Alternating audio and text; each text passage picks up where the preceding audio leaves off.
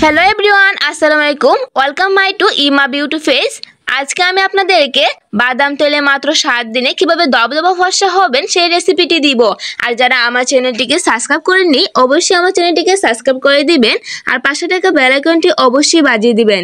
হ্যাঁ বন্ধুরা, একটা মাত্র বাদাম তেলে আজকে আপনাদেরকে সব ধরনের সমস্যা সলভ করে দিতে পারবে। আমি প্রথমে একটা বাটি নিয়ে নিচ্ছি। এবারে এখানে আমি 2 চামচের মতো দুধ দিয়ে দিব। দুধ আমাদের মুখের জন্য অনেক উপকারী বন্ধুরা। এই তো আমি 2 চামচ দুধ নিয়ে নিচ্ছি, আপনারা 2 চামচ দুধ নিয়ে নেবেন। দুধ ময়শ্চারাইজার হিসেবে কাজ করতে সাহায্য করে। এবার আমি নিয়ে নিব বেসন 1 চামচ। এই তো আমি 1 চামচ বেসন নিয়ে নিচ্ছি। এবার আমি 1 চামচ মধু নিয়ে নিব। এবার আমি বাদাম তেল নিয়ে নিব 1 চামচের মতো। বাদাম তেল আপনার মুখে সব ধরনের সমস্যা দূর করতে সাহায্য করে বন্ধুরা।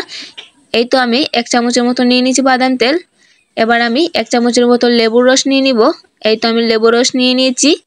লেবুর রস আমাদের মুখে দাগ-ছোপ দূর করতে সাহায্য করে বন্ধুরা। এই ফেস প্যাকটি আপনার ত্বককে উজ্জ্বল ও ফর্সা করবে, দাগ-ছোপ দূর করবে আর ত্বকে ময়শ্চারাইজার কভার করে রাখবে।